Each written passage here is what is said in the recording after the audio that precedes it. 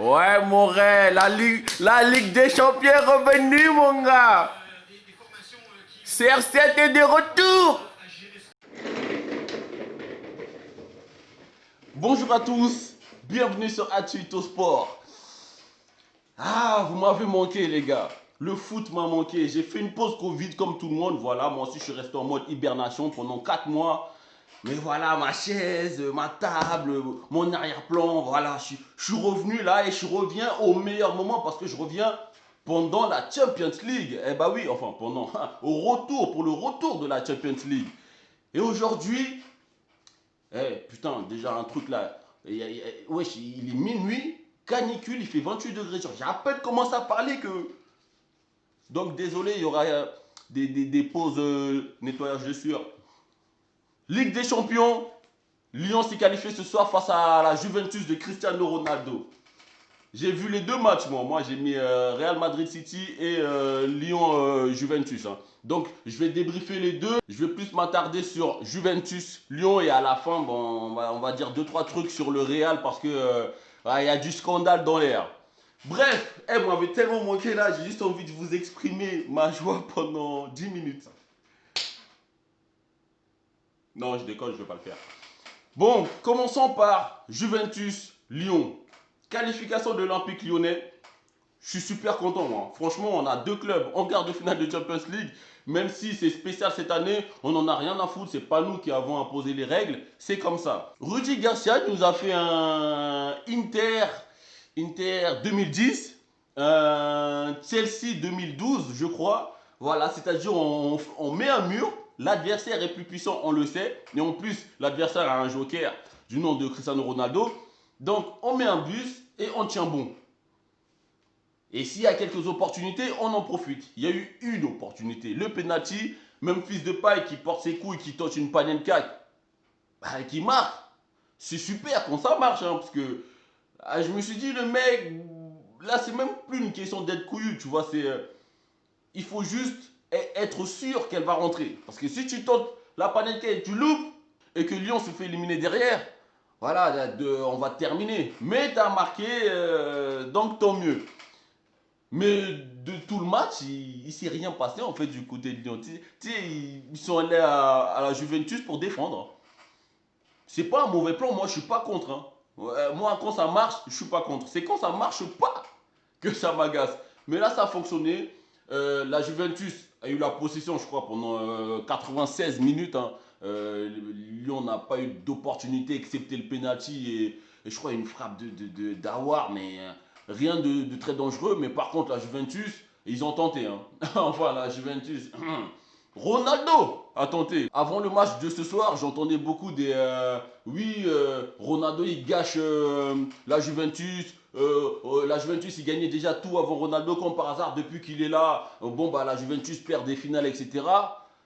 Non là les gars, il faut pas être bigleux, sérieux. Il y a une Ronaldo dépendance claire et nette du côté de la Juventus. Il met 2 buts, mais il ne peut rien faire de plus. En fait, ça fait 2 saisons, la Juventus, ils se font sortir. Ronaldo, il est décisif à chaque match. Il a été décisif à chaque match, mais il ne peut pas tout faire, le gars. Il est clair que Sarri, il ne sait pas trop quoi faire de cette équipe, en fait. Il ne sait pas qui mettre où, quelle formation faire, quel style de jeu adopter. Bref, en fait, depuis qu'il est arrivé, la Juventus, bon bah, ils sont encore plus nuls, en fait. C'est Lyon qui se qualifie ce soir. Mais comme il n'y a pas grand-chose à dire, je vais quand même citer quelques individualités du côté de Lyon. Cacré, voilà, c'est tout. Maxence Cacré qui a développé 5 poumons pendant son adolescence. Pendant 96 minutes, il a cavalé.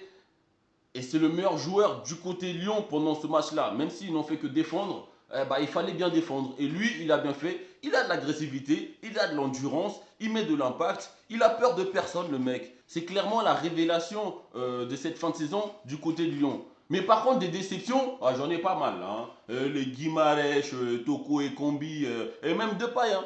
Franchement, ok, il met le penalty, mais Toko et Kombi, bon, Rudy Garcia, il tente Toko et Kombi à la place de Dembélé. Voilà, pas vraiment de différence. Il avait du mal. Attends, quand tu arrives à 1 contre 1 contre Bonucci, c'est pas très compliqué. Tu cherches à le prendre de vitesse. Il est capable de le faire en plus, Toko. Du côté de la Juventus, on peut être déçu de tout le monde sauf Ronaldo. Tu peux être déçu de Pjanic. Lui, vivement qui dégage. Vas-y, va au Barça. Il a vraiment un style de jeu de Barcelone. Tu vois, le mec qui n'a pas vraiment d'impact, qu'il soit présent ou absent, ça ne change pas grand-chose à l'équipe. C'est pas le genre de joueur qui doit être titulaire indiscutable dans une équipe comme la Juventus, sérieux. Il apporte rien, Pjanic. Ça fait 2-3 ans qu'il apporte rien. Donc vas-y, va à Barcelone. Là, il me fatigue, lui. Peut-être que la Juve va récupérer Thiago Alcantara et ça va leur faire du bien parce que le Pjanic, là, il m'a fatigué. Bernardeschi, bon, à part le slalom qu'il fait en première période, voilà. Je ne vais pas vous les citer un par un, mais tous les joueurs de la Juve, ils ont été merdiques ce soir, excepté Ronaldo, c'est tout. Et la frappe. La frappe du gauche de Ronaldo, qui l'a vu venir? Moi, je ne l'ai pas vu venir. Je ne l'ai pas vu venir une seconde. Donc, malgré le fait que ce soit Lyon qui s'est qualifié, bah, l'homme du match reste Ronaldo. C'est l'homme de la Ligue des Champions. C'est le mec qui est décisif à chaque moment important de n'importe quel match. Mais il ne peut pas tout faire. En résumé, Rudy Garcia, voilà, il ne s'est pas voilé la face. Il a aligné une défense à 5. Voilà, on ne va pas chercher des excuses. Oui, il a essayé 3 défenseurs. Non, il a aligné une défense à 5. Ça a fonctionné. Et tant que ça fonctionne, tant mieux. Continue comme ça. On passe rapidement à ce qui s'est passé là du côté de City Madrid. Si Manchester City gagne la Ligue des Champions cette année, moi j'appellerais ça un miracle. Parce que, à mon avis, Atalanta Bergame a plus de chances de gagner la Champions League que Manchester City. Gagner ce match 2-1, non mais tu te fous de ma gueule, frère. Ils ont vendangé au moins 16 000 occasions, les mecs, les Sterling, les Bernardo Silva, les David Silva, et au lieu de tirer, le mec, il essaie de faire une passe. Vous voulez gagner comment la Champions League comme ça, sérieux, les mecs? Le Madrid de ce soir était faible. Et malgré le fait que vous ayez une tonne d'occasions, vous finissez à 2-1. Et à la fin, je me disais, putain, j'espère qu'ils vont encaisser 2 buts, un triplé de Benzema pour qu'ils sautent parce que ce genre d'équipe m'énerve. Et c'est encore ce football de Guardiola là qui m'énerve franchement. Tu vois, des millions de passes, tellement de passes qu'à un moment donné, les mecs, même dans la surface, à 30 cm du but, ils cherchent à faire une talonnade, une remise. Ouais, je vais vous casser les couilles, frère. Vous cassez les couilles. Donc, si vous gagnez la Ligue des Champions cette année, franchement, c'est un miracle. Du côté de Madrid, Varane, tu vois, il y a des événements dans la carrière d'un footballeur qui marquent à vie.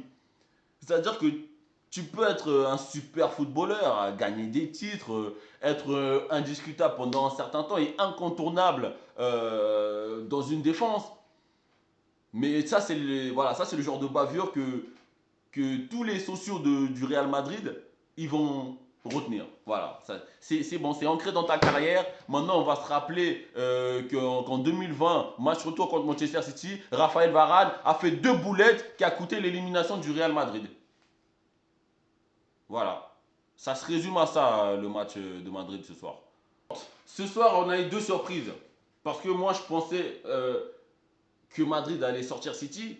Non pas parce qu'ils sont meilleurs que City, mais tout simplement parce que City, ce n'est pas une équipe qui sait contrôler les grands matchs. Voilà, ils ont tendance à s'incliner alors qu'ils ont gagné à l'aller, ils ont juste à enfoncer le clou. Eux, City, ils n'enfoncent jamais le clou, tu vois. Donc, Real sort, la Juventus sort, 2 clubs français en quart de finale. Bon voilà, on n'est plus qu'à... Allez, on a 2 ou 3 matchs de gagner un titre de Champions League. Un club français en tout cas, tu vois.